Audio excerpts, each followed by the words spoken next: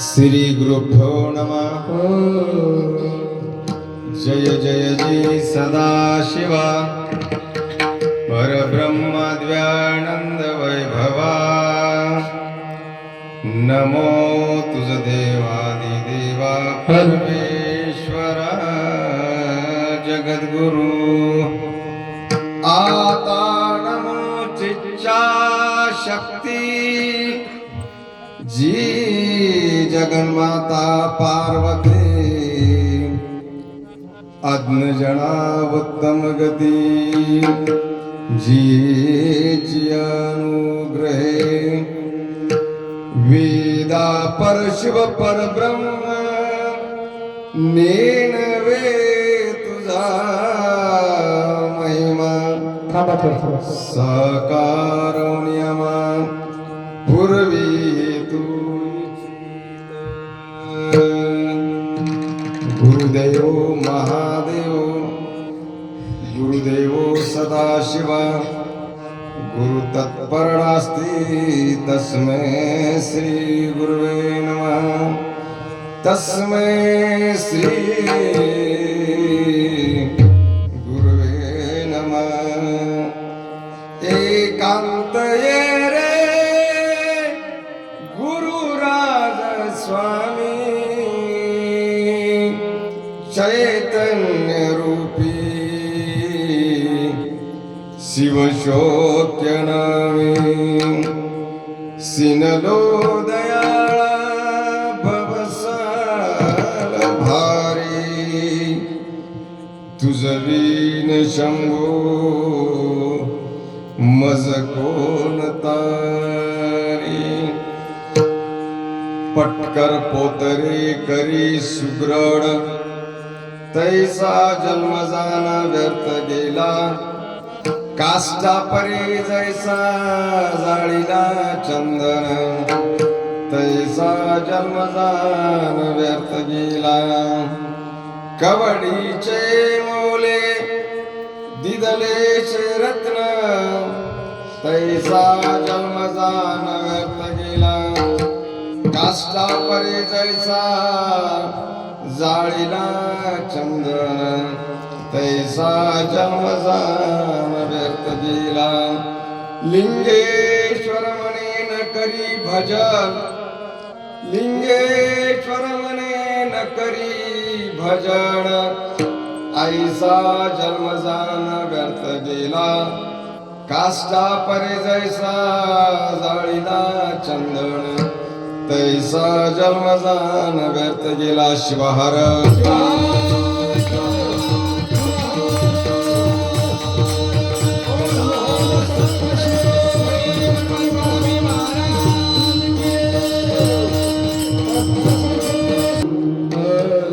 प्रस्तुत पावन पवित्र तीर्थक्षेत्र हसनाळे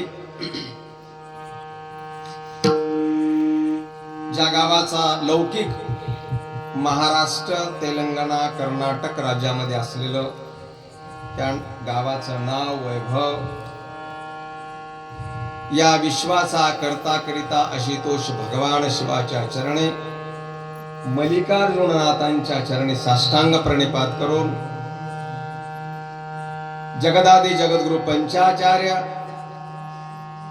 12व्या शतकामध्ये समतेचा संदेश देणारे जगज्योती महात्मा बसवेश्वर बसवादी शरण संत शिरोमणी शिवयोगी मन्मथ माऊली मन्मथादी संत तुम्हा सर्वांचे भाष्यकार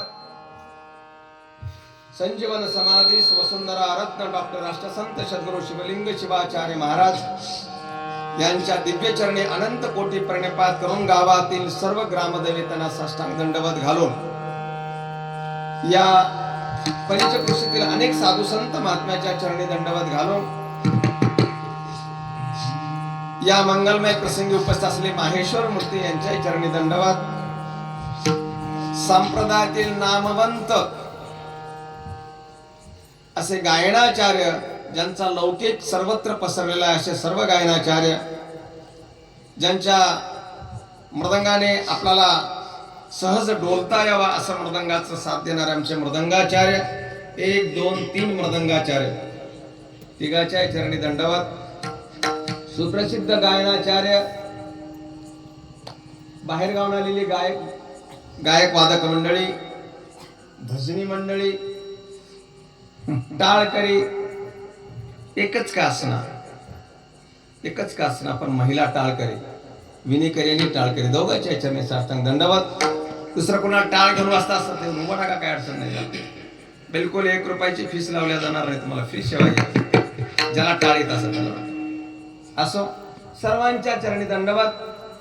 अखंड शिवनाम सप्त्याचा आजचा 3रा दिवस आणि या सेवेसाठी विनेकरी, पहारेकरी, अन्नदाते, प्रसाददाते, या सप्ताह कमिटीचे सर्व पदाधिकारी, या सर्वांच्या मंगलमय चरणी दंडवत. आणि तुम्ही साधू संत महात्मे, खरं तर तुम्ही श्रोता वर्ग आहात. महादेव पार्वतीच्या रूपामध्ये बसलेले आपण श्रोता वर्ग, आपल्या चरणी साष्टांग दंडवत. वेळ भरपूर झालेला आहे आणि आजचा घेतलेला अभंग फार सोपा अभंग आहे बरं काय. सोपाही आहे, त्याच्याकडे दुर्लक्ष केलं तर डोळा लागायसारखा अभंग आहे. झोपच येते आपण अभंग ऐकले, म्हणजे एवढा छान अभंग आहे. झोप येते याचा अर्थ झोप तशी नाही, समाधानाची झोप येते. इथून कीर्तनाम गेल्यावर घरी, इथं झोप येते म्हणल्यावर इथं चालू होईल झोप आपली. सावधान राहा सर्वांनी. अभंगाचा विषय असा आहे, सेवेसाठी घेतलेला अभंग 4 चरणाचा आहे. किती चरणाचा आहे मग तुम्हाला पुढे काय या म्हणलो, थोडस म्हणजे बोलत बोलत कीर्तन करायचं आहे आपल्याला. कीर्तन मला एकट्याला येईना, मला लोक पुढे बोलल्या तर कीर्तन करता येते बरं काय, माझ्यातलंच. म्हणून आज मला या ठिकाणी हसनाळी गावामध्ये सेवा करण्याची संधी पुन्हा एकदा भगवान मल्लिकार्जुनाने प्राप्त करून दिली, राष्ट्रसंतांनी प्राप्त करून दिली. तुम्हा सर्व साधू संतांच्या दर्शनाचा योग माझ्या भाग्यामध्ये होता, म्हणून आज दर्शनाचा योग आला. कारण नामवंत असलेलं गाव, संप्रदायामध्ये ज्या गावानं महाराष्ट्राची धुरा सांभाळली, कारण संजीवन समाधी सोहळा महाराष्ट्र, आंध्र, कर्नाटक 3 राज्याचा होता आणि त्याचा अध्यक्ष पद भूषवण्याचा मान तुम्हाला हसनाळीकरांना मिळालेला आहे. त्यामुळे हसनाळीकर खूपच भाग्यवान आहेत बरं काय. आता तुमच्यासाठी टाळी खरं तर मीच वाजवायला पाहिजे, मी टाळी वाजवली, कारण खूप भाग्य आहे बरं का. कारण भाग्याशिवाय होत नाही. कारण एखादं गाव जेव्हा प्रसिद्ध होते त्याला काही कारण असतात. त्याच्या मागे खरं तर एक मोहनराव गुरुजी कावडे हे एवढंच मर्यादित नसून तुमचं पाठबळ त्यांच्या पाठीमागे आहे, तुमचा सर्वांचा आशीर्वाद पाठीमागे आहे. म्हणून ते आज तुमच्या गावाचं नाव लौकिक झालेलं आहे. असो, मी नाम विस्तार फार करणार नाही, कोणाची प्रशंसाही करायला आलो नाही. मी या ठिकाणी फक्त एकच सांगायला आलो की बाबा तुमच्या आमच्या जीवनामध्ये आम्हाला भजन करता आलं पाहिजे. आजचा विषय कीर्तनाचा फक्त भजन आहे आणि लिंगेश्वर महाराज ह्या अभंगातून आपल्याला भजनाविषयी खूप छान 3 दृष्टांत, एक सिद्धांत आपल्या पुढे मांडून भजनाचं महत्व विशद करतात. खरंच आम्ही आमच्या जीवनामध्ये भजन करतो का? सप्त्याचा वर्ष कितवा आहे आपण थोडं बोलत चला. किती वर्षाचा सप्ताह आहे? बिलकुल बोला, भिवू नका तुम्ही बोलायला. 3रा वर्षाचा सप्ताह आहे. 3 वर्षाच्या सप्त्यामध्ये आता आज कसं आहे, खरं तर आजचा दिवस शेवटचाही नाही, पहिलाही नाही, मधला दिवस आहे. तरी पण आम्ही 3 वर्षामध्ये सप्त्यामधून काय काय कमवलंय, म्हणजे काय काय प्राप्त झालंय याचा शोध घेण्यासाठी हा घेतलेला अभंग आहे बरं काय. म्हणजे सप्ताह कशासाठी करायचा आहे? तुमच्या आमच्या हितासाठी, अखिल मानव जातीच्या हितासाठी.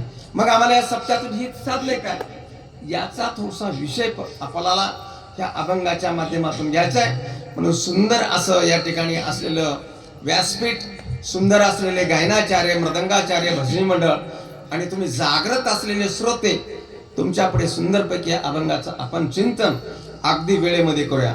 ओम नमो जी सदा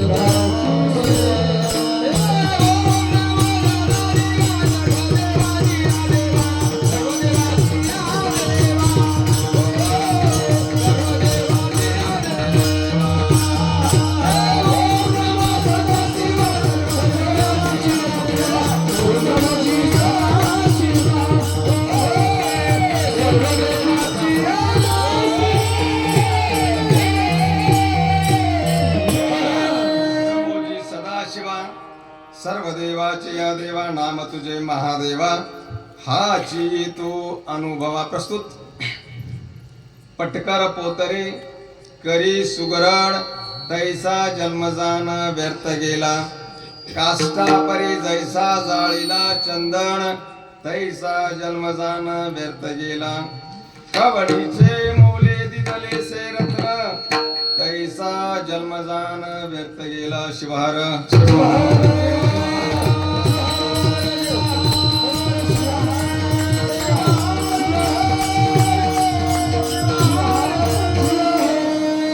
प्रस्तुत अभंगाविषयी भजनाचं महत्व विशद करताना लिंगेश्वर महाराज म्हणतात.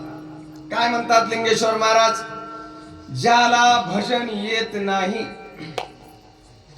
भजन येत नाही, ज्याला भजन कळत नाही, ज्याला भजन कळत नाही, ज्याला भजन येत नाही, ज्याला भजन समजत नाही, तैसा त्याचा जन्म जाण व्यर्थ गेला. तैसा जन्म जाण व्यर्थ गेला. जन्म काय मिळालेला, जन्म काय गेला म्हणले? व्यर्थ गेला. व्यर्थ गेला म्हणजे कळलं का तुम्हाला? व्यर्थ म्हणजे कळालं का? वाया गेला. मिळाला पण कळाला नाही. भजन कळलं का आम्हाला? भजन कळलं का? भजन कळलं का? भजन कोण कोण करते भजन? आपा भजन आहे ना आपल्या गावामध्ये? बरं काय? सोमवार शिवरात्र, शिवरात्र आहे, महिनेवारी शिवरात्र आहे. मंदिरात का घरी? ज्याच्या त्याच्या घरी नाही. बरोबर, ठीक आहे. भजन आहे. आपा पेटी किती झालं वाजेल? वाजेल नाही तुम्ही स्वर धरले का? वा वा, धन्यवाद. यांच्या नावाच्या टाळ्या वाजवा. काहीच न येता सुद्धा पेटी वाजवली म्हणजे भजन घडाले. लक्षात ठेवा. असं काय नाही. भजन माझं मनमस असं आहे. भजन नेमकं लिंगेश्वर महाराजांना काय, संतांना काय सांगायचं आहे? भजनाविषयी काहीतरी सांगायचं आहे. अभंगातून काय सांगायचं आहे? त्यांनी दृष्टांत ठेवलेला तुमच्या समोर. दृष्टांत, दृष्टांत कळते ना, म्हणजे सहज समजावं यासाठी एक दृष्टांत दिला. मानवी देह लाख मोलाचा आहे. किती मोलाचा आहे? लाख मोलाचा नव्हे. भजन शिवरात्रीला होते महाराज, चांगली गोष्ट आहे. भजनाला काय काय घेऊन जाता तुम्ही? भजनाला काय काय नेता? काय नेता? भजन, भजन दुसरे कोणते आहेत भजनी? आमचे टाळकर्त आहेत, जो टाळकर्त सांगतीलच. तुम्ही भजनाला काय घेऊन जाता? वा, हे साहित्य घेऊन जाता, चांगली गोष्ट आहे. ह्याच्याशिवाय भजन होत नाही. होते भजन बरं काय? तुम्ही विचारा, हनुमंतरायाला विचारा, बरं रामाचं भजन तुम्ही कसं केलं, काय काय वाजले विचारता. भजन हे साहित्य आहे ना, हे भजनातला साथ संगत करणारं साहित्य आहे. हे नाद ब्रह्म, याला नाद ब्रह्म म्हणतात. याच्यानं भजनामध्ये गोडी निर्माण होते. पण खरं भजन आम्हाला करता आलं का, आजचा महत्वाचा विषय. म्हणून भजनाला आम्ही जात असताना काय काय घेऊन जावं लागतं? आता तुमच्याकडे काय घेऊन जातात मला माझ्याकडलं सांगतो. मी तुम्हाला माझ्याकडलं सांगतो. आमच्याकडे भजनाला फार अठ्ठासानं जातात माणसं बरं का. आमच्या गावात भजन किती आहेत? 10-12 भजनाच्या पार्ट्या आहेत. किती? 10-12 भजनाच्या पार्ट्या. भजनाला जाता, भजनाला जाताना कसं जावं लागतं? भजनाला कसं जावं लागतं? कारण भजनाला जाताना प्रसन्न जावं लागतं. कसं जावं लागते काका? प्रसन्न जावं लागते, आनंदी जावं लागतं. काय घेऊन जावं लागते सोबत? काय घेऊन जावं लागतं? भाव घेऊन जावं लागतो. काय घेऊन जावं लागतो? भाव. थोडस लक्ष द्या बरं का ना. प्रेम घेऊन जावं लागतं. काय घेऊन जावं लागतं? देवाला काय आवडतो? भाव. देवाला काय आवडतं? प्रेम. देवाला काय आवडतं? आपला सहवास आवडतो, आनंदी अवस्था आवडते.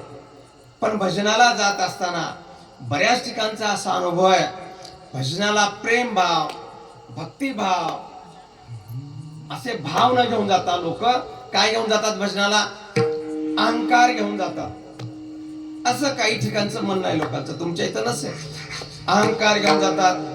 मी माझ्या इतकं कोणी मोठं नाही, माझ्या इतका कोणी श्रेष्ठ नाही, असं हे भजनाला घेऊन जातात. मग महाराजांचं असं म्हणणं आहे, आपल्याला खरं भजन करण्यासाठी काय करावं लागणार आहे? खरं भजन घेऊन जाण्यासाठी प्रेमानं जावं लागलाय. प्रेम का आवडते? कारण प्रेमाचा अंकित प्रेमाच्या अंकित पार्वतीचा पती. प्रेमाच्या अंकित पार्वतीचा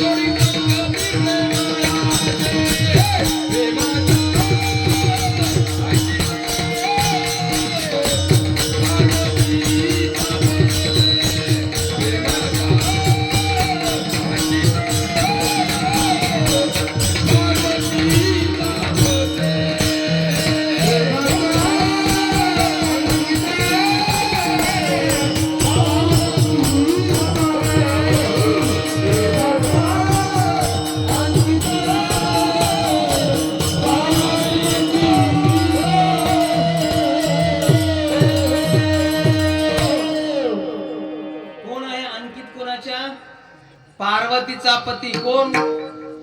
पार्वतीचा पती कोण? भगवान शंकर, महादेव. सहस्त्र नाम आहेत त्याला. तो कशाचा अंकित आहे? प्रेमाचा. कारण महादेवाला भजन आवडते. कसं आवडते? प्रेमाचं भजन आवडते. ज्या भजनामध्ये प्रेम असावं, त्या भजनामध्ये जर अहंकार असेल, त्या भजनामध्ये मी पण असेल, माझ्या इतकं कोणाला येत नाही, भाव शुद्ध नसेल, तर तो भगवान शंकराला भजन प्रिय नाही. तुम्ही किती वर्ष सप्त करा, कितीही भजन करा, त्याच्यामध्ये जर भाव जर नसेल तुमचा शुद्ध, तर देवाला भजन आणि सर्वात प्रिय काय आहे भगवान शंकराला लक्षात ठेवा. तुमच्या मल्लिकार्जुनाला, भगवान मल्लिकार्जुनाला अनंत नाव आहेत बरं का. काय प्रिय आहे सर्वात? तर भजन प्रिय आहे, लक्षात ठेवा. आणि भजन तो भजनाचा निर्माता आहे महाराज. आणि म्हणून भजन केलं महाराज महादेवानं. भजन केलं माहित आहे? भजन करी महादेव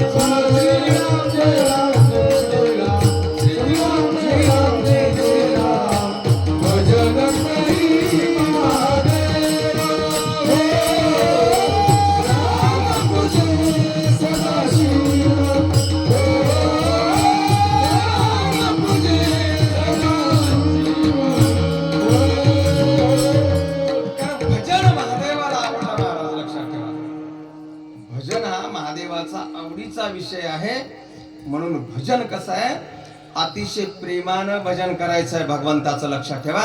म्हणून आम्ही 3 वर्षाच्या सप्त्यामध्ये लेखाजोखा जर घेतलं तर आम्ही काय कमवलं काय गमावलं याचा आम्हाला निष्कर्ष काढावा लागणार आहे बरं का. आणि म्हणून भजन तुमच्या आमच्या जीवनामध्ये अत्यंत महत्वाचं असल्यामुळं लक्ष्मण महाराज या ठिकाणी लिंगेश्वर महाराज तळमळीनं सांगतात भजनाविषयी, एक दृष्टांत देऊन सांगतात. ते अभंगाच्या पहिल्या चरणात. हा पत्तर पोते रे करी सुगराना, पत्तर पोते रे करी सुगराना, पत्तर पोते रे करी सुगराना, पत्तर पोते रे करी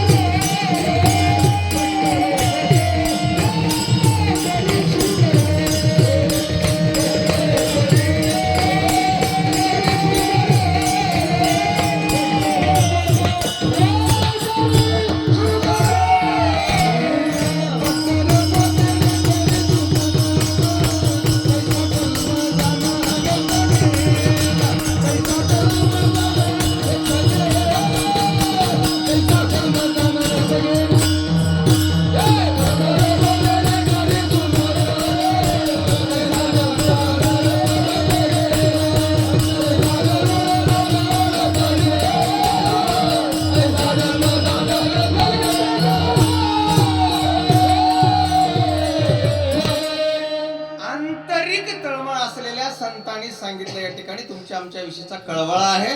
कारण मानवी जीवनाचं खरं ध्येय काय असेल, भगवंताला प्राप्त करण्याचं ते साधन भजन आहे. म्हणू लागले या ठिकाणी पटकर पोतरे. पटकर म्हणजे वस्त्र, लक्षात ठेवा. पटकर पोतरे करी सुग्रण. सुग्रण म्हणजे कोण?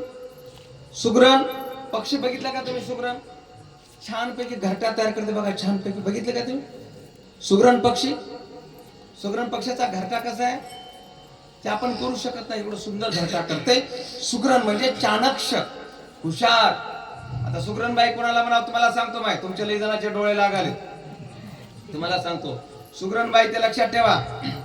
पटकन मालकानं म्हणलं नवऱ्यानं भूक लागली, काय लागली, भूक लागली म्हणल्या बसा 2 मिनिटांमध्ये. दुर्डीला बघितली, दुर्डीला भाकऱ्या दिसल्या, 4 चपात्या दिसल्या, त्याला पाहिजे भाजी. पटकन पातेलं घेतली, चुलीवर ठेवली, गॅसवर ठेवली, एवढं तेल टाकली, मध्ये 4 जिऱ्याचे दाणे टाकले, बेसन घेतली, हलविली. जिऱ्याच्या आणि एवढ्या तेलावर बेसन इतकं स्वादिष्ट होते, रुचकर होते, टोपल्यावर मसाला टाकून सुद्धा करता येणार. कारण काही बायकांच्या हातामध्ये गुण असतो, तो सुगरण म्हणजे ज्या बाईच्या हातानं व काही थोडं जरी टाकलं टेस्टेड होते, सुगंधित होते, अशी सुगरण बाई. अशा सुगरण बाईच्या हाताला पटकर म्हणजे वस्त्र लागलं. वस्त्र कोणतं, जे वस्त्र मौल्यवान आहे, भारीचं आहे, ते कुठं राहिलं होतं, सावकारच्या दुकानामध्ये होतं, काचामध्ये होतं, एसी ला होतं, खाली टाकताना गुडगाभर गादी होती त्याला. एवढं वस्त्र बाईच्या हाताला लागावं कुठलंही ते वस्त्र, आणि त्याचं लगेच पोतेरे करावं. पोत्र माहिती आहे ना, पोत्र चुलीला सरवायचं पोत्र, तसं पोत्र पटकर म्हणजे वस्त्र हाताला लागलं आणि ते सुगरणबाईच्या हाताला लागलं. त्याचं काय झालं, पोतेर झालं.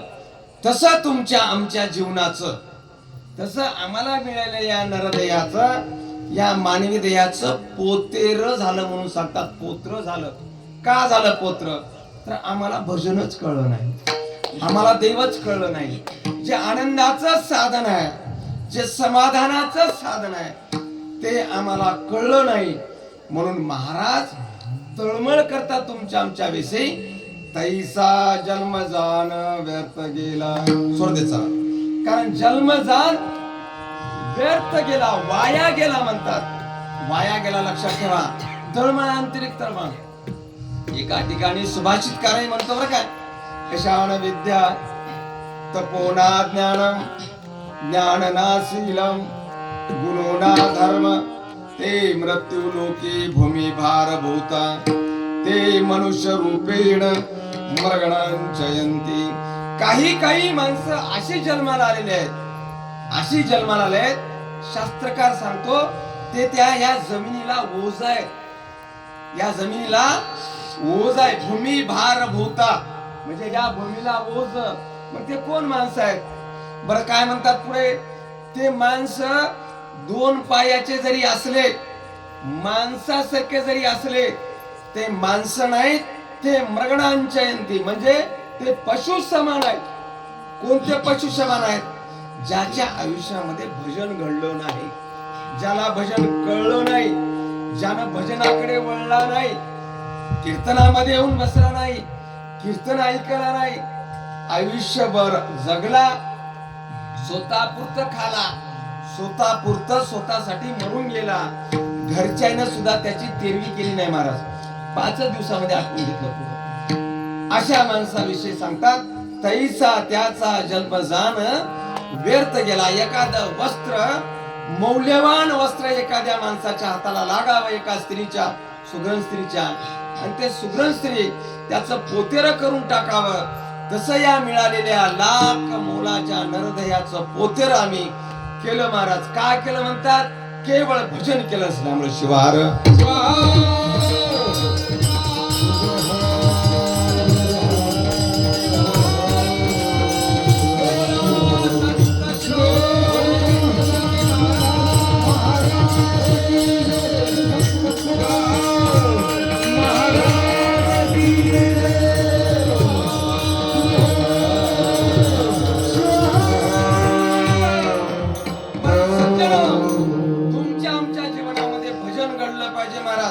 आणि भजन घडण्यासाठी आम्हाला अनेक ज्ञानाची गरज आहे.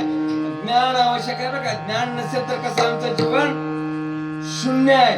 कारण ज्ञान नसल्यामुळेच भजनाकडचा आम्हाला रस्ता दिसला नाही. म्हणून ज्ञानाची गरज आहे.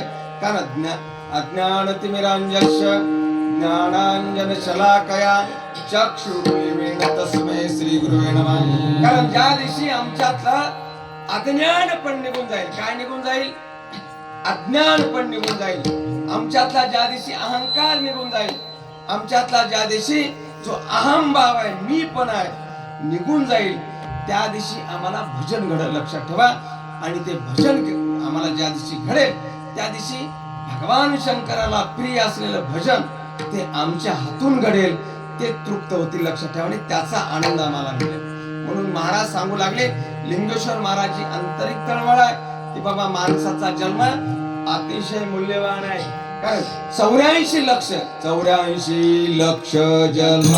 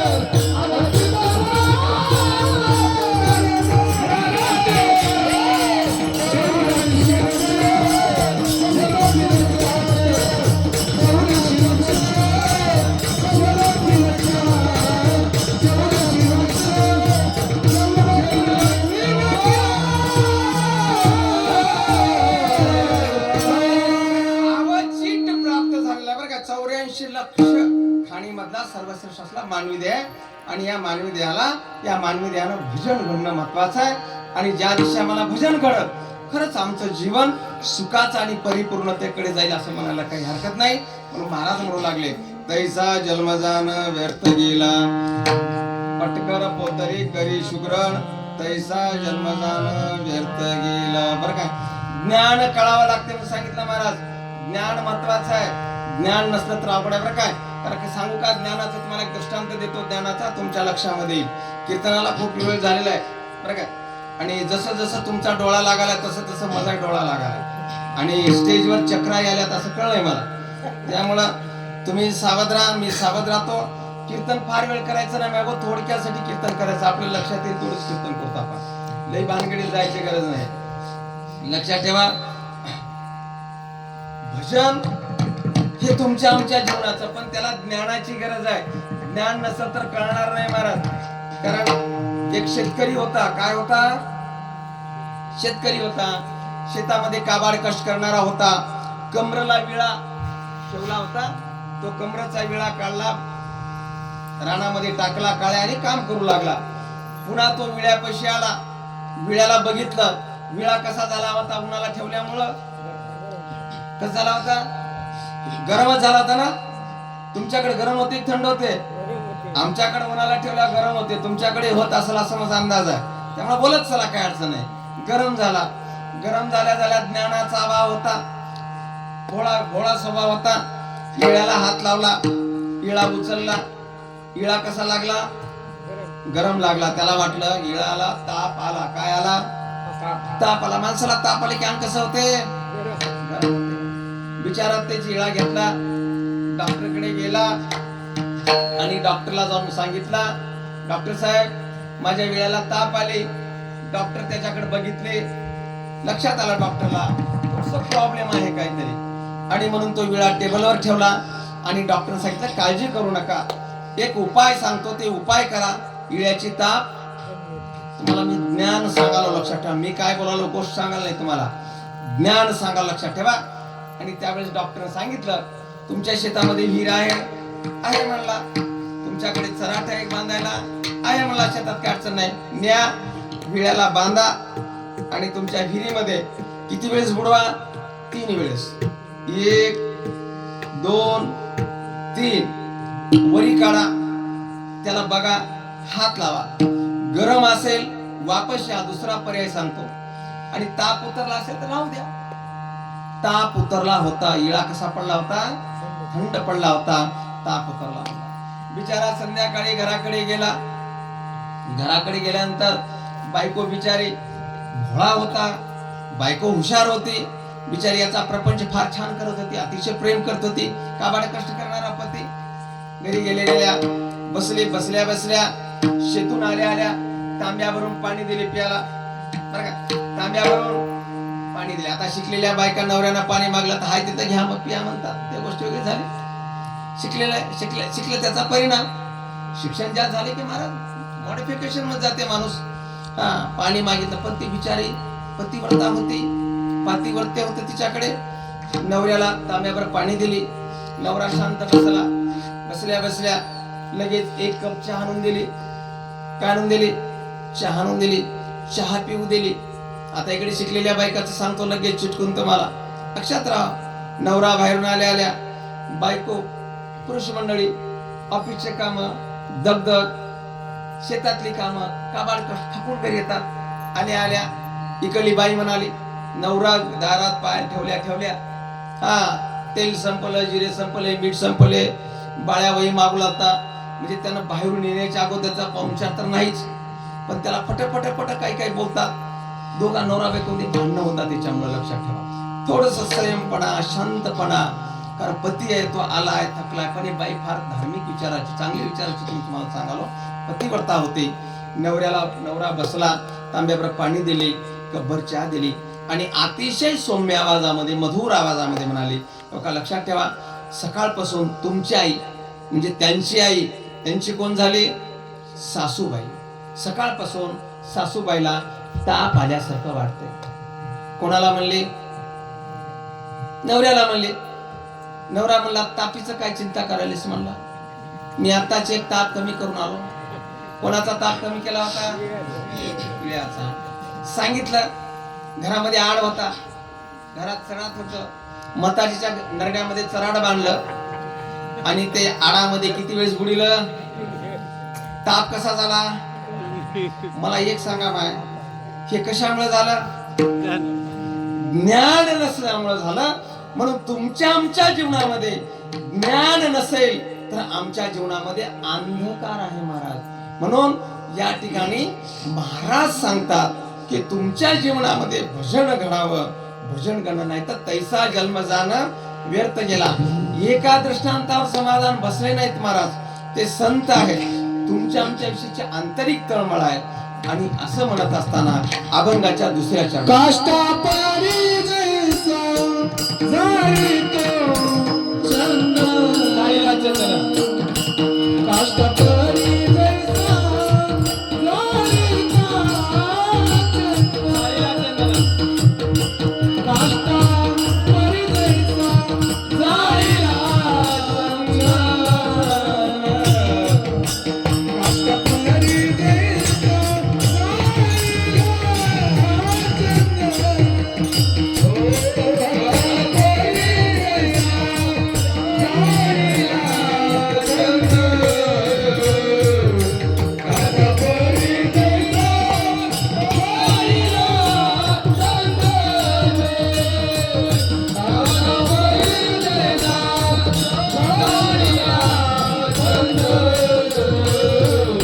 काष्टापारी जैसा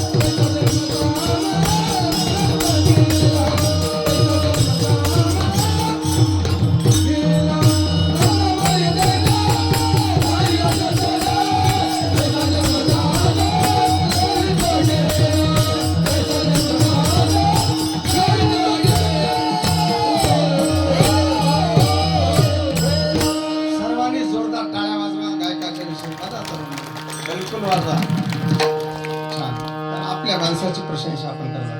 दुसरा दृष्टांत दिला, काष्ट म्हणजे लाकूड. काष्टा परी जैसा जाळीला चंदन, सामान्य लाकडाला जसं जाळावं तसं कोण्या लाकडाला जाळू लागले?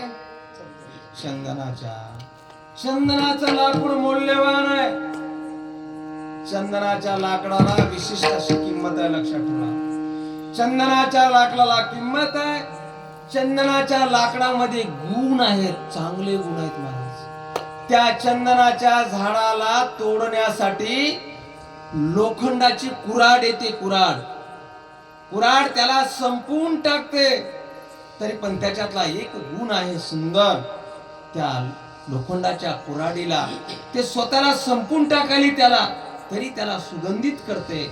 हा चंदनाकडे असलेला गुण आहे महाराज. पण महाराज म्हणू लागले, जसं सामान्य लाकडं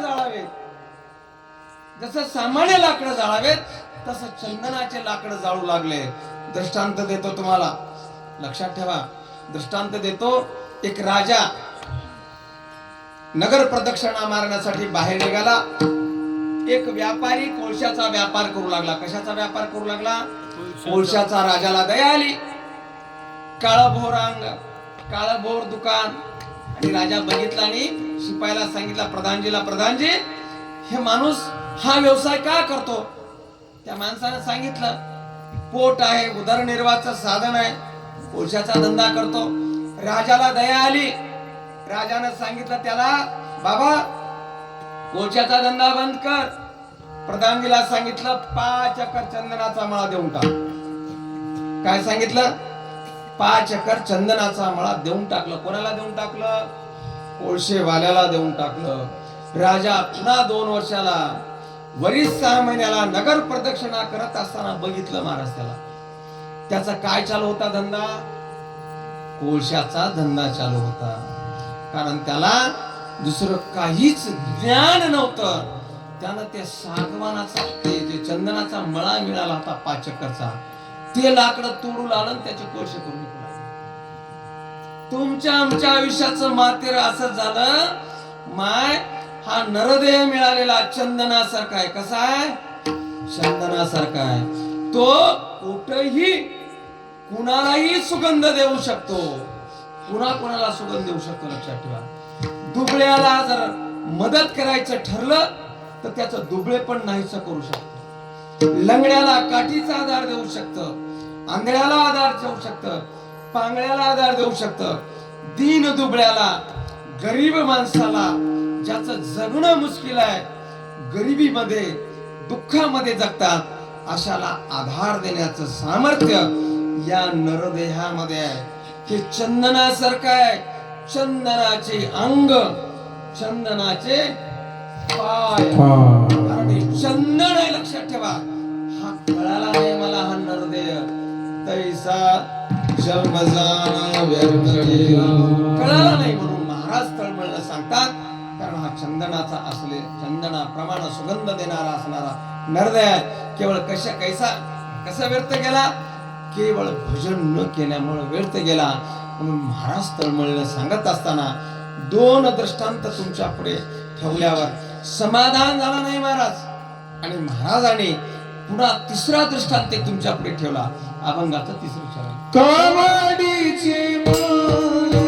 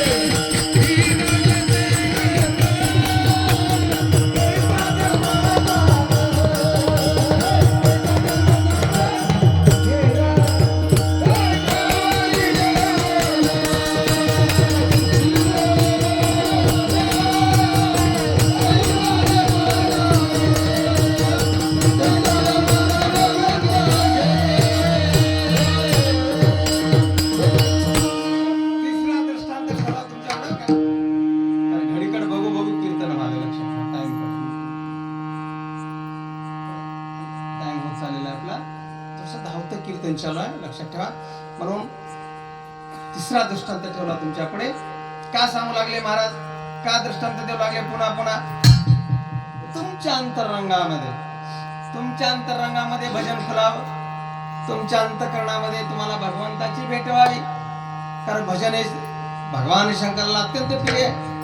भगवान शंकराची साधना आराधना फार सोपी आहे. एक बेलाचं पान, एवढे अक्षता, एक तांब्याभर जल, संपलं. आणि त्याला आवडणारं भजन. या 2-3 गोष्टी अंतःकरणातून झालं तर देव भेटायला वेळ लागणार नाही. मग आता तुम्ही म्हणाल महाराज तुम्हाला देव भेटला का? देव भेटला का? देव भेटावा का कळावा? बोला, देव भेटावा का कळावा? बोला महाराज. हा, कळला का? नाही, कळावा की भेटावा? बरं, कळावा तर कळला का? सांगा. प्रश्नाचं उत्तर फार सोपं आहे बरं काय. तुमचं बरं आहे महाराज, काय सांगा. आम्ही एवढं कीर्तन भजन कराल्या, काय कराल्या? कीर्तन भजन चालू आहेत, आम्हीच कळल्या नाही, कोणाला कळलं नाही. एका दिवशी बायको आमची मूड मध्ये आली, मोशन मध्ये आली, म्हणली महाराज बोला बोला काय म्हणता? काय नाही म्हणले, थोडं भांडे घासता का? कीर्तन करायची बायको म्हणजे. बायको म्हणली आता तुम्ही मला एक सांगा, मी त्या दिवशी काही बोललो नाही. आता माझा असा विचार होता की बाबा तुमच्या गावाला कीर्तनाचा आपला नक्की नंबर लागणार आहे, आणि तुम्हाला जाऊन विचारावं महाराजांना भांडे घासणं बरं आहे का? बरं आहे का? घासावं का? माय बरोबर नाही म्हणावं का? भांडे घास म्हणून भांडे घास म्हणावं का? काय सांगावं? कवा कवा करावं लागते, कवा कवा तडजोड करावं लागते. आमच्या शेजारचं जोड पासलंच होतं, नवरा बायको दोघच होते. दोघं नुसते भांडून घ्यायचे. का भांडून घ्यायचे? कायद्याची जाण होती, कायद्याला पक्के होते. कसे होते? कायद्याला पक्के. बायको शिकलेली होती. स्त्रियाला आरक्षण किती टक्के आहे? किती टक्के आहे? 50% आरक्षण आहे. तुम्हाला माहित आहे का?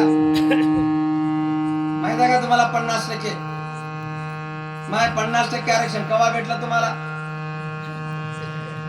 कवा भेटलं? काय पुरावा आहे का तुमच्याकडे? काही बोलणं आल्या तुम्ही. मला बोलायची इच्छा होती तुम्हाला, तुम्ही बोलायला तयार नाही. तुम्हाला 50% आरक्षण आहे का? पण माहित नाही. असं ठमकावून सांगायचं आहे का 50% आरक्षण?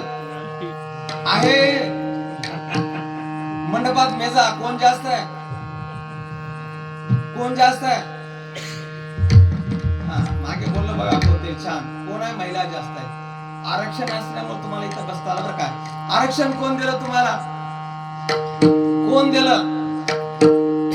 ठामपणे सांगत चला. 12व्या शतकामध्ये महात्मा बसवेश्वरानं स्त्री पुरुष समानतेचा अधिकार दिला. तुम्हाला 50% आरक्षण केव्हा मिळालं? केव्हा मिळालं? 12व्या शतकात महात्मा बसवेश्वरांनी दिलं. अनुभव मंडपामध्ये 770 शरण होते, त्याच्यामध्ये अनेक विद्वान स्त्रियांचा सहभाग होता. आरक्षण का दिलं तुम्हाला? आरक्षण का दिलं? प्रत्येक गोष्टीला कारण असतं. बाप बसवेश्वराच्या बापानं सांगितलं, बसवेश्वरा तुझी मुंज करायचंय. काय करायचंय? मुंज करायचंय. आणि मुंज करण्याची प्रथा होती. बसवेश्वरानं सांगितलं माझी मुंज पुन्हा करा. माझ्यापेक्षा माझे वडील बहीण आहे, वडील बहिणीची मुंज अगोदर करा. बसवेश्वरानं सांगितलं बसवेश्वराच्या वडिलांनी बसवेश्वराला, हे बसवेश्वरा, अरे आपल्या धर्मामध्ये आपल्या कुलामध्ये स्त्रीची मुंज केल्या जात नाही, पुरुषाची मुंज केली जाते. बंडखोर विचाराचे होते बसवेश्वर. बसवेश्वरांनी सांगितलं अरे ज्या धर्मामध्ये स्त्री आणि पुरुष भेद आहे तो धर्म नव्हे म्हणून सांगितलं. बंड केलं, लक्षात ठेवा. आणि बंड करून तुम्हाला 50% अधिकार प्राप्त केला. तो महात्मा बसवेश्वरांनी त्याच्या नावाच्या टाळ्या टाळ्या वाजवा तुम्ही सर्व. म्हणून आज तुम्हाला जो सन्मान आहे, आज तुम्हाला समाजानं चूल आणि मूल एवढ्या पुरतं बंदिस्त ठेवलं होतं. पण लक्षात ठेवा, बसवेश्वरानं तुम्हाला तो 12व्या शतकात अधिकार दिला. कोणी पावती विचारत असेल तर बसवेश्वराचा काळ सांगा त्याला, त्या काळात मिळालेला मला लायसन नाही सांगा. लक्षात ठेवा. म्हणून या ठिकाणी मला तुम्हाला एकच सांगायचं आहे. मी काय सांगू लागतो तुम्हाला, काय बोलला तो, काय विषय होता माझा विषय 50% आरक्षणाचा होता. माझ्या शेजारचे नवरा बायको दररोज भांडून घ्यायचे. बायको म्हणायची नवऱ्याला, लक्षात ठेवा मला 50% अधिकार आहे. त्याने म्हणायचा मी बी एक मोठा गावाचा लीडर आहे, माझी बी ताकद वेगळी आहे. कारण लीडर गावभर हिंडणारा, गावात हिंडणारा लीडर, त्याला भेटली शिकलेली बायको की पुन्हा पुन्हा सांगू लागली त्याला 50% आरक्षणाची जाणीव करून देऊ लागली. पण लक्षात ठेवा, लक्ष देऊ नका तिकडे शिवहार.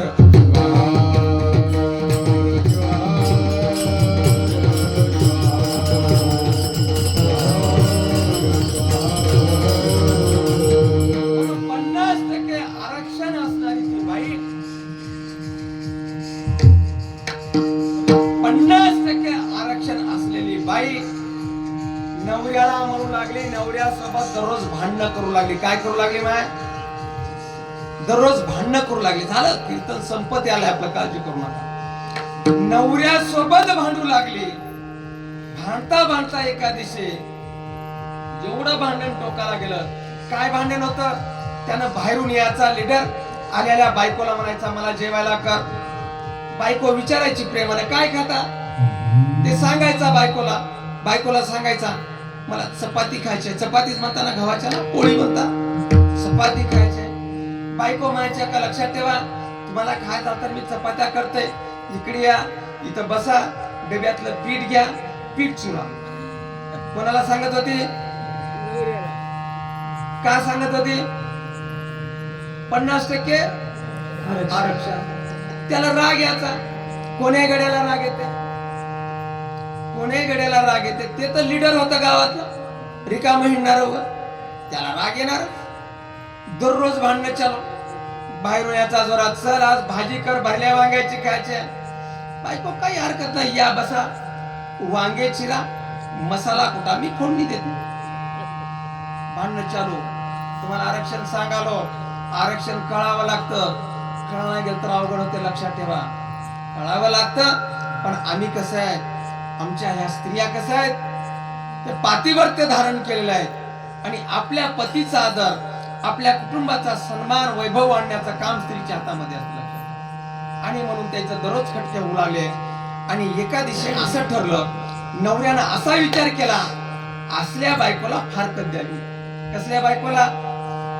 अर्ध काम लावणाऱ्या बाई. मी मराठी बोलायला कळते ना तुम्हाला? अर्ध काम लावलेल्या बायकोला फारकत द्यायची ठरली. आणि फारकत द्यासाठी कोणाकडे जावं लागते? वकिलाकडे जावं लागते. नामांकित वकिलाकडे गेली धर्माबादला. कुठे गेले? धर्माबादला. धर्माबादचा नामांकित वकील बघितले आणि बघितल्या असं ठरलं त्यानं, बायकोला आज फारकत देणार. बायको म्हणली जा. मला माहित, बायकोला माहित होती त्यानं सरड्याची धाव कुठपर्यंत असते, माहित होत बायकोला. याला माझ्याशिवाय पर्याय नाही. ते राग राग गेलं, वकील साहेबाच्याच घरी गेलं. वकील साहेबाच्या घराचा दरवाजा लावून होता. कोण्या वकिलाकडे गेलं? नामांकित वकिलाकडे गेलं. आणि वकिलाच्या दारापाशी जाऊन वकिलाला आवाज द्यावा असं वाटलं, पण 2 मिनिटं विचार केला. अजून फारकत दिल्यावर कसं करावं? तर बायका भेटणार आल्यात, तुमच्याकडे भेटायला का? मुली भेटणार आल्या. विचार केलं, पण जाऊ द्याच म्हणलं, देवाच फारकत अशा तयारीमध्ये असलेलं. वकिलाच्या घराचा दरवाजा लोटल्या मधी बघितलं, मधी वकील साहेब भांडे घासू लागले. हे वकिलाकडे कशाला गेलता? माय कशाला गेलता? वकिलाकडे भांडे बघल्या त्याच्या डोसक्यात भक्कम प्रकाश पडला. वकील साहेबाची एक नजर झाली. नजर झाल्या ते शर्मिंदला वकील, या नाही शर्मिंदला. आणि याला वकील काय म्हणाला माहितीये का त्याला? मधून पाटील कुणीकड? त्याला मला काय नाही साहेब म्हणला, उगा निघालतो म्हणला फिरत आणि जाता जाता तुम्हाला नमस्कार करावून आलतो म्हणला. नमस्कार केला, घरी गेला. घरी गेल्या बायकोला मला 4 वाजले होते. तम उन्हातून आला होता, भूक लागली होती. बायकोला ए फार भूक लागली कडे, मला नाश्त्याला काहीतरी कर. काय खाता? पोहे. या बसा, कांदे चिरा, लसूण खुडा. मी पोहे कर. कोण नाही म्हणाले मला. हा तडजोडीचा संसार लक्षात ठेवा. तडजोड करावं लागते. आरक्षण मिळालं लक्षात ठेवा, पण कळावंही लागतं. म्हणून आम्हाला कोण आरक्षण दिलेलं आहे? बसवेश्वरांना आरक्षण दिलेलं आहे. आणि म्हणून महाराज म्हणतात अभंगामध्ये, तैसा जन्म जाण व्यर्थ गेला. आमचा जन्म व्यर्थ गेला. का गेला? त्याला तिसरा दृष्टांत दिलेला असा आहे. दृष्टांताचा अर्थ तुम्हाला दृष्टांताचा अर्थ सांगावा. कवडीचे मोले, मौल्यवान हिरा भेटला. हिरा कळते ना, ज्याची किंमत कितीतरी रुपयाने, कितीतरी कोटी रुपयाने किंमत आहे, असा हिरा एखाद्याला मिळाला. मिळून तो कुठं बांधला? मेंढराच्या गळ्यात बांधला. तो मिळाला, कळाला का? नरदेह मिळाला. हा लाख मोलाचा नरदेह आम्हाला मिळाला, मूल्यवान नरदेह मिळाला. पण कुठं लावला? कोणी रोडच्या ठिकाणी लावला, कोणी नको त्या ठिकाणी व्यसनात लावला, नको त्या गोष्टी करू लागले. लाख मोलाचा मिळालेला नरदेह जसा हिरा आहे, तर हा मिळालेला नरदेह तुमच्या आमच्यासाठी हिऱ्याप्रमाणे आहे, मूल्यवान आहे. तो कळाला नाही. कवडीच्या मोलाने विकलं. कसं विकलं याला? कवडीच्या मोलाने विकलं. तैसा जन्म जाण व्यर्थ गेला. म्हणून हा मानवी देय लाख मोलाचा आहे. याला पटवून देण्यासाठी 3 दृष्टांत तुमच्या पुढे ठेवले. पटकर पोतरी करी सुगराण, तैसा जन्म जाण व्यर्थ गेला. काष्टा परी जैसा जाळीला चंदन, तैसा जन्म जाण व्यर्थ गेला. कवडीचे मोले दिदलेशे रत्न, तैसा जन्म जाण व्यर्थ गेला. 3 दृष्टांत ठेवलं. शेवटी सिद्धांत सांगितला. पण मध्यंतरचं भजन करो आणि 15 ते 20 मिनिटांमध्ये कीर्तन सांगतो. सर्वांनी हात वरी करायचा आहे.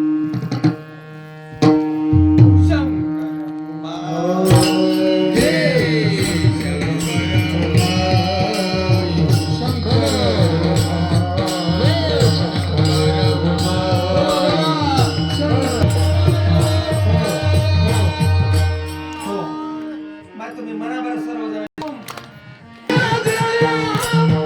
गुरुदेव तुम्हा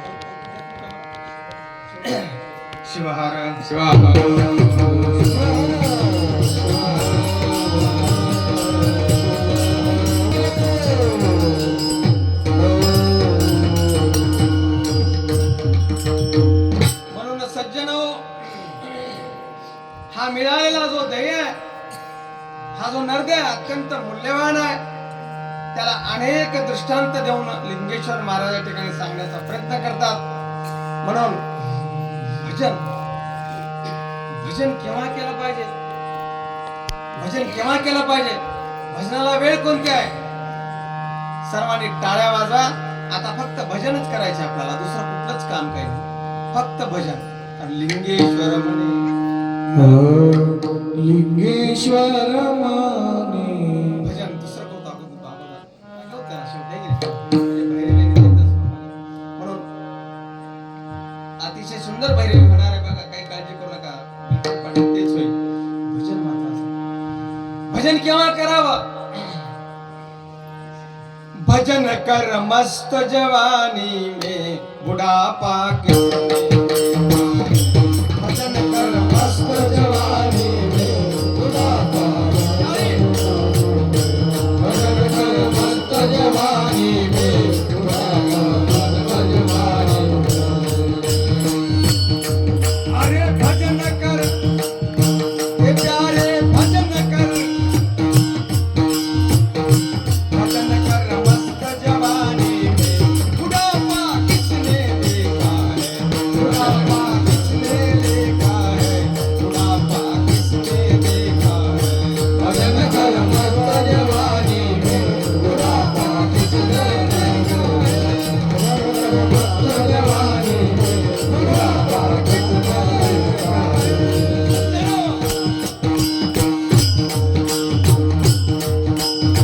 जवानपणामध्ये भजन करावं लागतं बरं काय. बुढापा किसने देखा है. बरेच माणसं म्हणतात भजन करताय ते आताच काय वय गेलंय. पण लक्षात ठेवा, लहानपणापासून आमच्या विकास सारखं भजन करावं लागेल. हा मृदंगाचार्य विकास, लक्षात ठेवा, लहानपणापासून भजन, म्हातारपणातलं भजन नाही. कारण या ठिकाणी कवी सांगतो भजन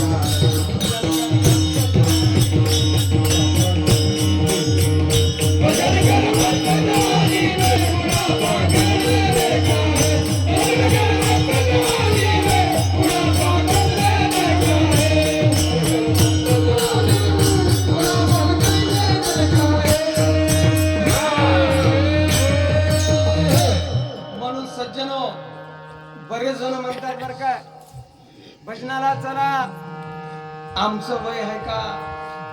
आता तरुणपणात भजन करावा का तारुण्यातलं भजन? लक्षात ठेवा, तुम्हाला कोणीकडेच जाऊ देणार नाही, रस्ता भटकू देणार नाही. तारुण्यात भजन करावं. दीक्षा किती वर्षाला घ्यावी? किती वर्षाला? 8 वर्षाला. तुमच्याकडे दीक्षा संस्काराचा कार्यक्रम ठेवलाय, कारण अहमदपूरकर आप्पांच्या हस्ते आपल्याला दीक्षा होणार आहे. आमच्याकडे दीक्षाचा कार्यक्रम ठेवला होता. 80 वर्षाची माणसं दीक्षा घेऊन होते. 80 वर्षाची. त्याच्यामध्ये एक होता, एकाला विनंती केली, बाबा 80-85 झालंय, शेवटचं लय, दीक्षा घ्या. घेना मला, दीक्षाच घेना मला. तसंच जाणार आहेस काय म्हणलो? तसंच जातो म्हणला. घेतलं नाही. 80 वर्ष. गुरु कवा करावा? गुरु केलं का? किती लोकांनी गुरु केला? हातवरी करावा.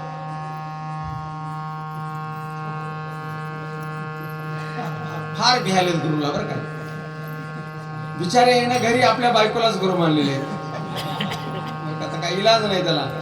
गुरु करणं महत्वाचं. गुरु या शब्दाचा अर्थ ज्ञान आहे, आणि ज्ञानाशिवाय आपल्या जीवनाला काय नाही, मोक्ष गती नाही.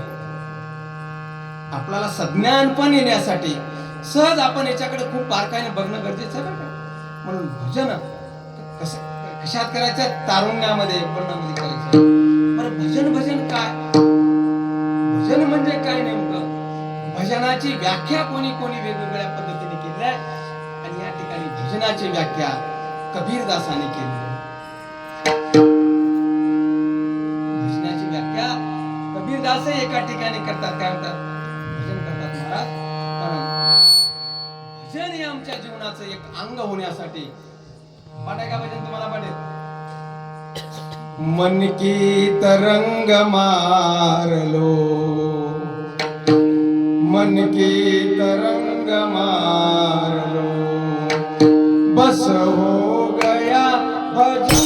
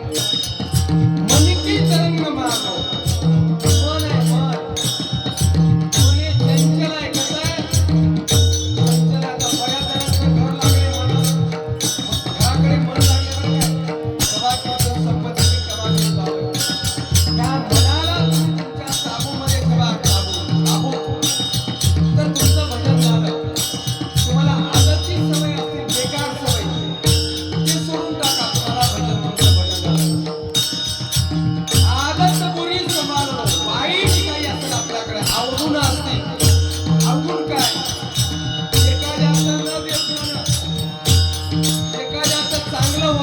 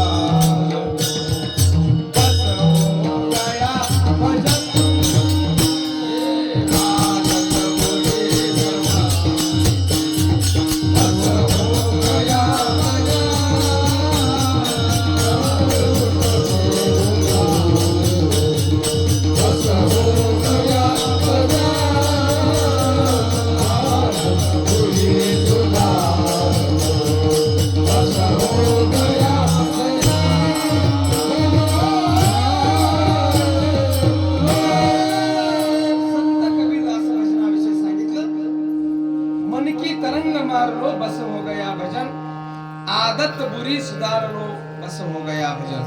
कोई तुम्हें बुरा कहे तुम उसको माफ कर देना. मन मोठं करा, अंतकरण मोठं करा, मोठ्या मनानं वागा, तुमचं भजन झालं. भजनाची व्याख्या ज्याच्या त्याच्या परीने केली जाते. आणि भजनाची व्याख्या करत असताना संत शिरोमणी मनमत माऊली एका ठिकाणी व्याख्या करतात. भानू निमिषे निनिषे पै चढे, चढता चढता प्रकाश मांडे, मांडता मांडता मध्यानाकडे, पाहू सके कोण वो देवी. भानू म्हणजे सूर्य.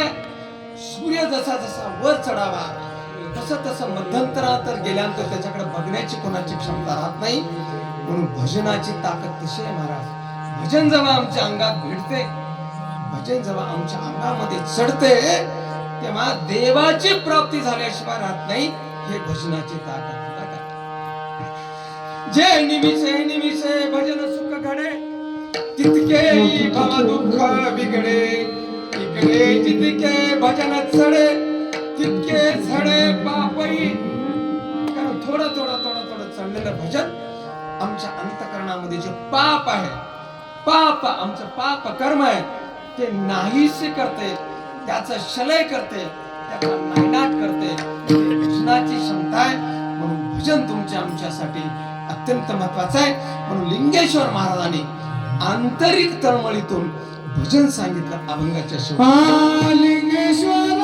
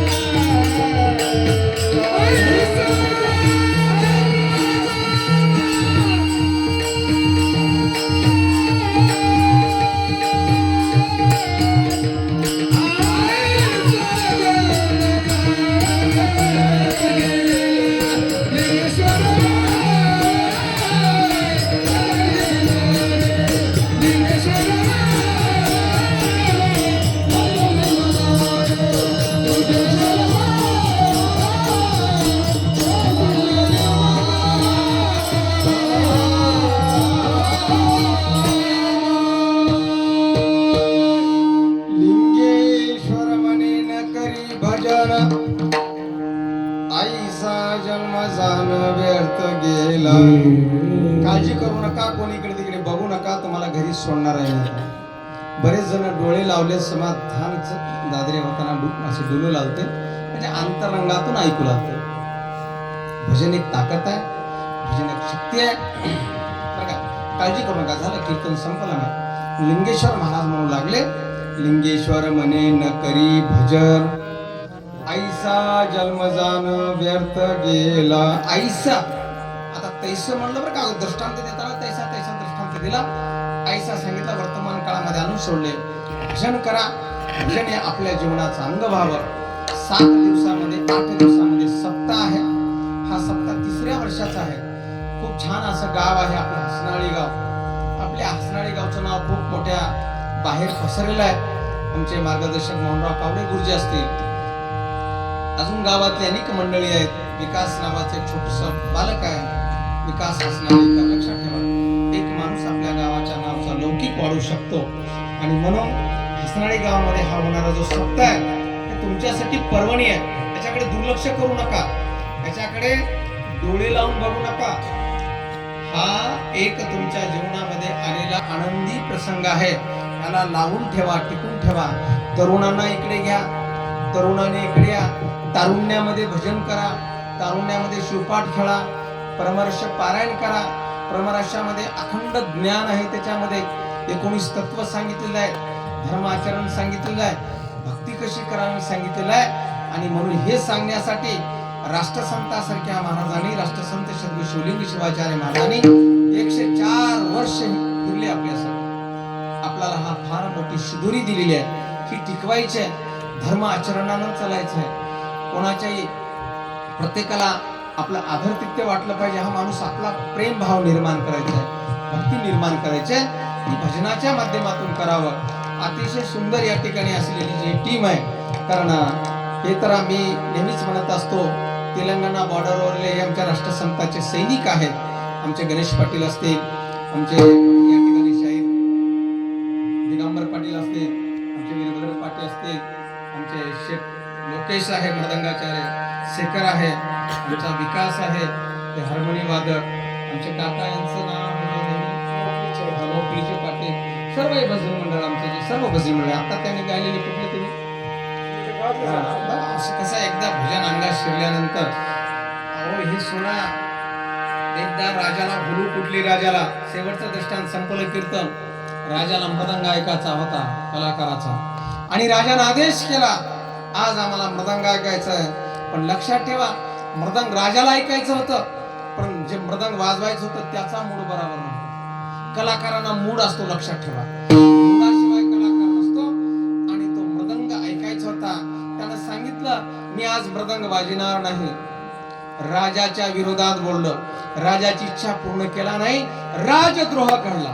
काय घडला? गुन्हा घडला, मोठा गुन्हा घडला. राजाला मृदंग ऐकायचा, कलाकाराने नकार दिला, मृदंग वाजविला नाही. राजाला राग आला, राजाने आदेश काढला, फरमान काढलं, त्या मृदंगाचार्याला, त्या मृदंग मास्तरला पिसाळलेल्या हत्तीच्या पायाखाली तुडवायची शिक्षा केली. कोणाच्या? पिसाळलेल्या हत्तीच्या. आणि 1 महिन्याचा कालावधी लुटला.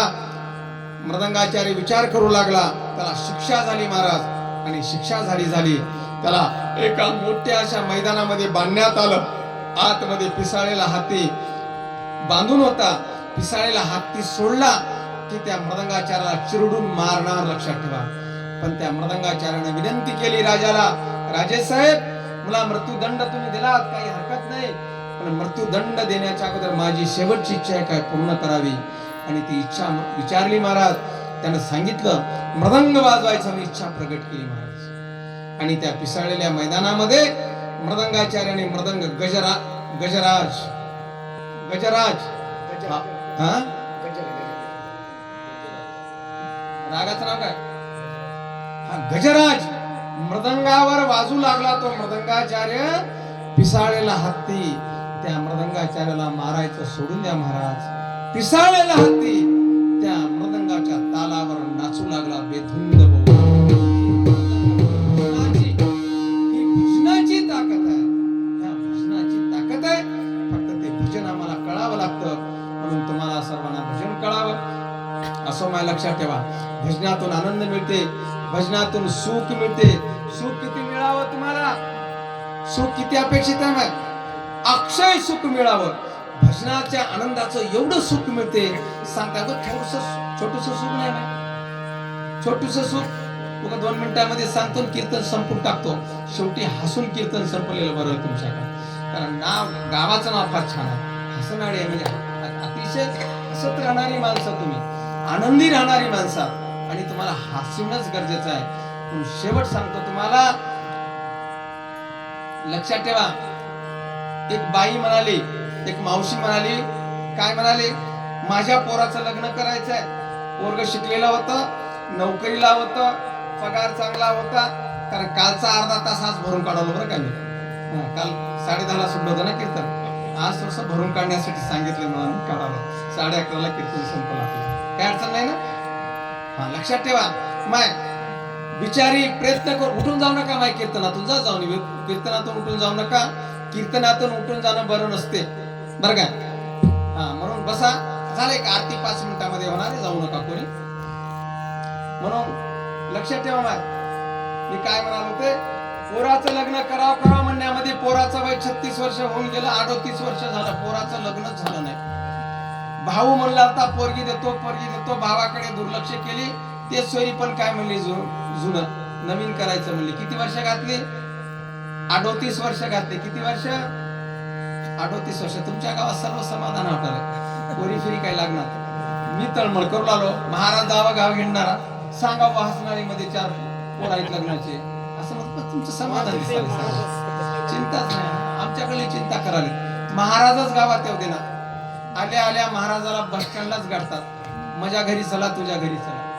मी तर आलो, बघितलो, मी फक्त गजानरावच्याच घरी थांबलो बरं का.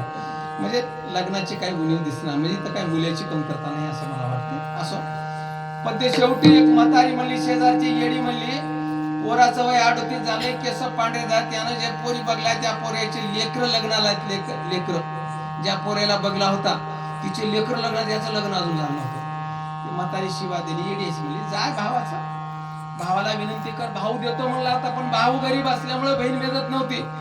एका दिवशी म्हणलीच जाऊ, आणि म्हणून काय केली, आता म्हणली का लक्षात ठेवा, म्हणली मी भावाची मुलगी करणार. म्हणजे कोणती सून म्हणतात माय, भाशी सून. भाशी काय दाखवते, तुमच्याकडे दाखवते का, आमच्याकडे दाखवते म्हणतात. भाशी सून केली, लग्न झालं, 6 महिने आनंदात राहिले. कसं राहिले, आनंदात राहिले. झुल्यावर बसायचे, काम सांगायचे, तिला भावाची मुलगी केलेली, भाची सून. हे कर ग, ते कर ग, हे कर ग. हिच्या हातात असा तांब्या होता त्या सुनेच्या सासूला. 6 महिने देऊन देऊन हे पोरगी कटाळी माहेरला गेली. माहेरला गेल्यावर 4-8 दिवस राहिली, 15 दिवस झालं पत्ता लागला गेला. पोराला म्हणली, बाळ्या जाय तुझ्या बायकोला घेऊन ये म्हणली. बाळ्या पहिलं कुठं जात होता, आजुळला. कुठं जात होता, आता कुठं चालाय, सासरवाडला. फरक पडला हो, सासरवाडला जायचं म्हणजे अप टू डेट निघाला. सासरवाडला गेला, सुख सांगावलं मी तुम्हाला, सुख क्षणिक सुख सांगावं, लक्षात ठेवा. आणि गेल्या आजुळा गेला, धाजत गेला, बसला, कोणीच बघलं नाही त्याच्याकडे. मावळींची नजर पडली सासूची, पटकन तांब्याभरून पाणी दिली.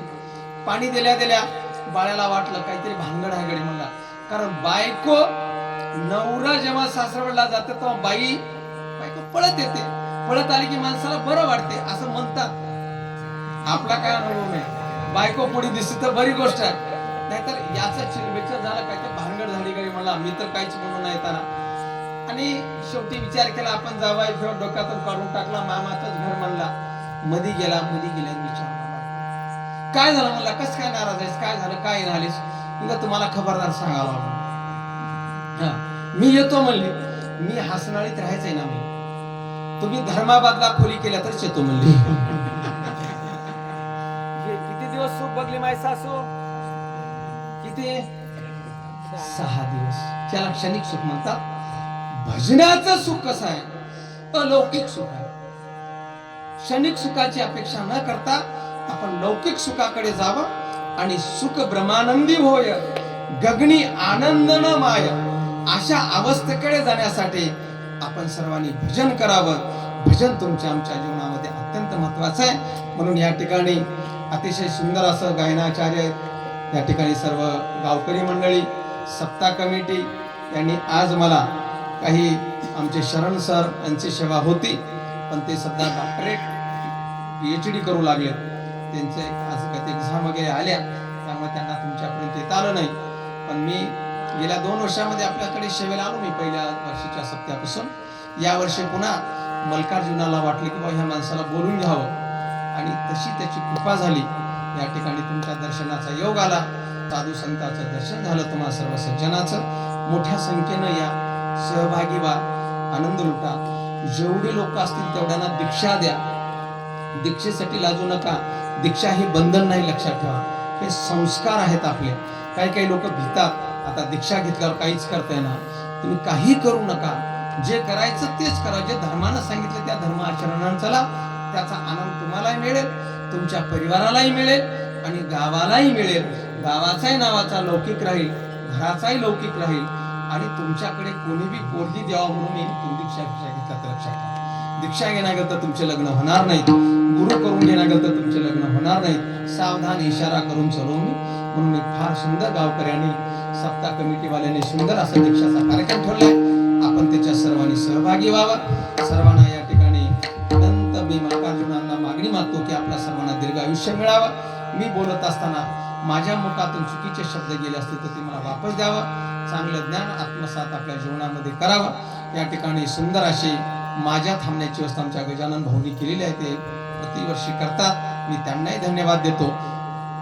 साऊंड सिस्टीम कुठली आहे? फार छान साऊंड सिस्टीम आहे. यांच्या नावाची टाळी वाजवा तुम्ही, कारण आमचे आवाज बसलेले आहेत. यांनी बाहेरला कार्यक्रम करून आलेले आहेत आणि माझंही तसंच होऊन गेलं. आवाज एकदा बसलाय ते भेगी उठायच तयार नाही. कुठं तरी जसं काही जमत तसं आपली वेळी वापरी सेवा करण्याचा प्रयत्न केलाय. या ठिकाणी आमच्या यावर्षीचा पुरस्कार आमच्या लोकेशला भेटला होता, शिवा राष्ट्रीय भूषण पुरस्कार. आता नंबर कोणाचा आहे? शेखरचा नंबर आहे. सगळं झालं. तुला झाला भेटला? वा वा. शेखरचं अभिनंदन, लोकेचं अभिनंदन. खरंच गुणी कलाकार आहेत. आता राहिला आमचा विकास. काळजी करू नको, तू सर्वात मोठा मृदंगाचार्य होणार आहेस. कारण तुझं नाव विकास आहे, तुझं नाव विकास आहे. काळजी करू नको. आमच्या नावातच विकास घडलेला आहे. सर्वांना पुन्हा धन्यवाद देतो. सेवेची संधी दिल्याबद्दल पुन्हा एकदा सर्व गावकऱ्यांचं ऋण व्यक्त करतो. आणि ही माझी सेवा, ही माझी वाक पुष्पपूजा समर्पण हो श्री गुरुराजा. मन्मथ शिवलिंग विमी ओजा. श्री गुरुनागेश, श्री गुरुनागेश, श्री गुरुनागेश. ये फेसबुकचं चॅनल कोणाचं आहे आपल्या? दत्त मंदिर लाभली. वा वा. दत्त मंदिर छान पैकी यांनी फेसबुक सेवा केलेला आहे. त्यांनी त्याही माऊलीला मी धन्यवाद देतो. आणि झालेली सेवा या ठिकाणी गुरुराज मा